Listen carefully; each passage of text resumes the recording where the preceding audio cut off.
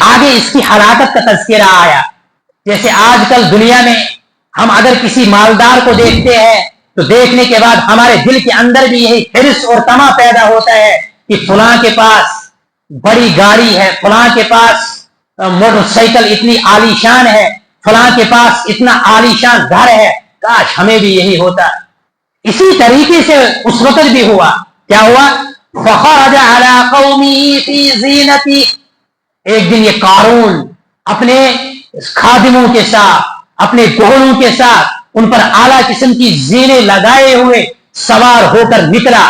فخرج علی قومه فی زینتی.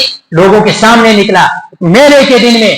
قال الذين يريدون الحياة الدنيا يا ليت لنا مثل ما أوتي قارون. جن لوگوں کے دلوں کے اندر دنیا کی طمع تھی، لالچ تھی، پیسہ وصول کرنا چاہتے تھے، پیسہ اپنے پاس لانا چاہتے تھے، وہ چاہتے تھے کہ ہمارے پاس گاڑی ہو، عالیشان مکان ہو، ہمارے پاس بڑی بڑی چیزیں ہو. کس طرح آئے یہ ان کو کوئی فکر نہیں تھی. اس وقت بھی کچھ لوگوں نے کیا کہا؟ قال الذين يريدون الحياة الدنيا. ان لوگوں نے کہا جن کے دلوں کے اندر دنیا کی طمع تھی، لالچ تھی، کیا کہا؟ یا لیت لنا مثل ما اوتی قارون. کاش ہمیں بھی یہ آرام ہوتا، ہمیں بھی یہ مال ہوتا، ہمارے پاس بھی یہ خزانہ ہوتا. مثل ما اوتی قارون، جو خزانہ اس قارون کو اللہ رب العزت نے دیا ہے، کاش ہمیں بھی یہ خزانہ مل جاتا. انہ لذو حظ عظیم. یہ تو بڑا نصیبوں والا ہے.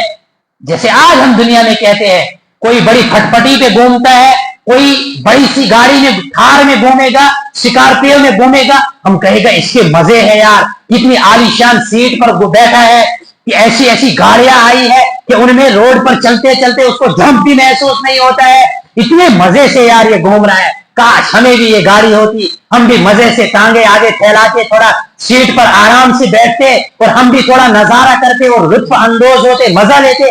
ہمارے اندر بھی چاہت آتی. آج کل ہم نے دیکھا کسی کو بڑا سا بڑا موبائل ہے، ایپل فون ہے، کسی کو سیمسنگ کا عالی فون ہے. ہم کیا کہتے ہیں؟ کاش ہمیں بھی یہ عالی فون ہوتا، یہ گاڑی ہمیں ایپل فون ہوتا، ہم بھی اچھی سی فوٹو اپنی لیتے، ہم بھی اپنی اچھی سی ریل بناتے. یہی تما ہوتی ہے نا. یہی تما اس وقت ان لوگوں نے کی. کیا کہا؟ یا لیت لنا، کاش ہمیں بھی مثل ما اوتی قارون، یہی چیزیں ملتی جو قارون کو دی گئی ہے. انہ لذو حظ عظیم. یہ تو بڑا نصیبوں والا ہے، یہ والا مزس میں، اس کو تو بڑے مزے ہیں. یہ کھاتا ہے بڑی بڑی لمبی لمبی باسمت کھاتا ہے، اس کو تو مزے ہوں گے.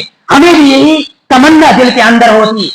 تو اللہ رب العزت نے کیا کہا کہ نہیں، یہ تو مال کا ہونا یہ انسان کے نصیبوں کا ہونا نہیں ہے. انسان کا کامیاب ہونا، یہ اس مال کا ہونا کامیابی کی علامت نہیں ہے، مال نہ ہونا یہ ناکامی کی علامت نہیں ہے. اللہ رب العزت نے کیا فرمایا؟ وقال الذين اوتوا العلم ويلكم ثواب الله خير. جو علماء کرام اس وقت موجود تھے انہوں نے کیا کہا؟ اللہ رب العزت فرماتے ہیں وقال الذين اوتوا العلم، اہل علم حضرات نے اس وقت کہا ویلکم ثواب اللہ خیر. ارے تمہیں کیا ہوا؟ کیوں تم دنیا کی ان لذتوں کو دیکھ کر اپنے اندر تمنا کر رہے ہو کہ ہمیں بھی یہی چیز ہونی چاہیے، ہماری بلڈنگ بھی ایسی ہونی چاہیے، ہمارے کچن کے اندر بھی ایسی ٹائلیں ہونی چاہیے، ہمارا فرش بھی ایسا ہونا چاہیے.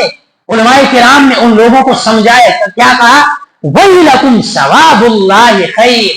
یہ تو دنیاوی چیزیں ہیں، متاع الحیات الدنیا، یہ دنیا کی چیزیں ہیں، فائدہ اٹھانے کی چیزیں ہیں. اللہ کے یہاں جو ثواب ہے وہ ثواب بہت بہتر ہے. کیا کہا؟ وَيْلَكُمْ، تمہاری ناکامی ہو، نامرادی ہو، خسارہ ہو، یہ کیا تمنا کر رہے ہو؟ ثواب اللہ خیر، اللہ رب العزت کا ثواب، اللہ کا انعام ان لوگوں کے لیے بہتر ہے لمن آمنا، جو ایمان لے آئے، وعمل الصالحات، اور اعمال صالحہ کیا، ولا يلقاها الا الصابرون، اور یہ انعام جو ہے یہ صابرین کو اللہ رب العزت عطا کریں گے. جب انہوں نے یہ تمنا کی، دیکھا قارون کو نکل رہا ہے، تو اس تمنا کے بعد اسی وقت اللہ رب العزت نے کیا؟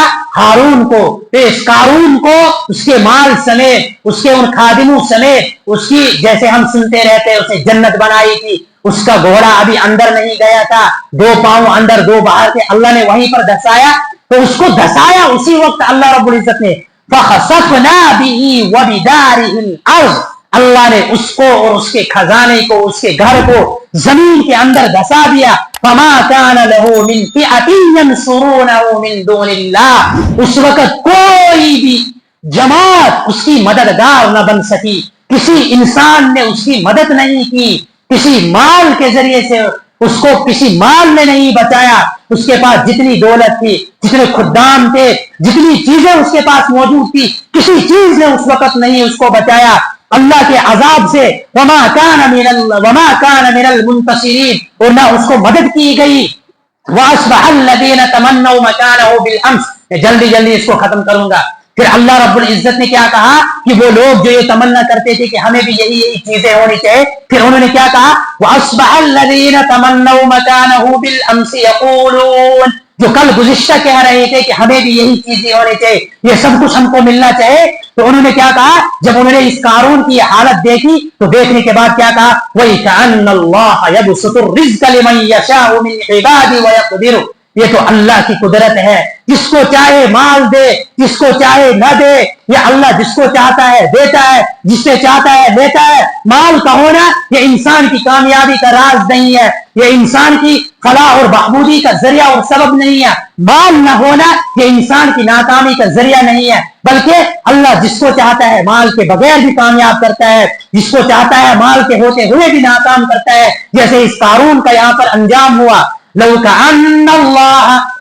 لولا امن اللہ علینا لخسف بنا، پھر ان لوگوں نے خود کہا اگر اللہ کا ہم پر احسان نہ ہوتا، اللہ نے اگر ہم کو نہ بچایا ہوتا تو آج ہم بھی اس کے ساتھ زمین میں دسائے جاتے، کیونکہ ہماری امیدیں اور ہماری تمنائیں بھی یہی تھی.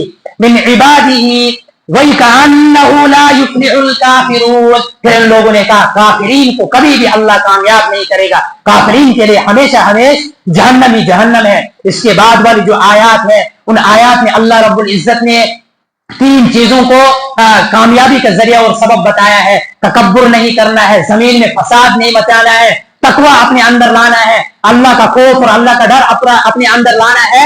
تو اللہ رب العزت نے کہا جس شخص کے اندر یہ 3 چیزیں ہوں گی وہ کامیاب ہو جائے گا، اس کو کامیابی اللہ رب العزت عطا کرے گا، اس کو جنت دے گا. تو اس پورے مضمون کا جو خلاصہ تھا وہ یہی تھا کہ اللہ رب العزت کی جو نصیحت تھی وما اوتیتم من شیء فمتاع الدنیا، کہ جو چیزیں تم کو دی گئی ہے دنیاوی زندگی میں یہ بس فائدے کی چیزیں ہیں، ان سے فائدہ اٹھاؤ، ان سے اللہ کو راضی کرو، یہی تمہاری کامیابی کا ذریعہ اور سبب بنے گی. اگر ان میں تم نے ناشکری کی، اللہ کے حقوق کو چھوڑ دیا اور اللہ کے حقوق سے تم نے اعراض کیا تو یہی چیزیں تم کو خسارے کی طرف لے جائیں گی، یہی چیزیں تمہارے لیے عذاب کا ذریعہ اور سبب بنے گی. اللہ رب العزت اس مال کے فتنے سے ہماری حفاظت فرمائے اور اپنے حقوق واجبہ کی ادائیگی کی ہمیں توفیق ادا فرمائے اور دنیا کے اندر رہتے ہوئے وہ تمام تر کام کرنے کی توفیق ادا فرمائے جو ہمارے لیے نجات کا ذریعہ اور سبب بنے. آمین برحمتک یا ارحم الراحمین.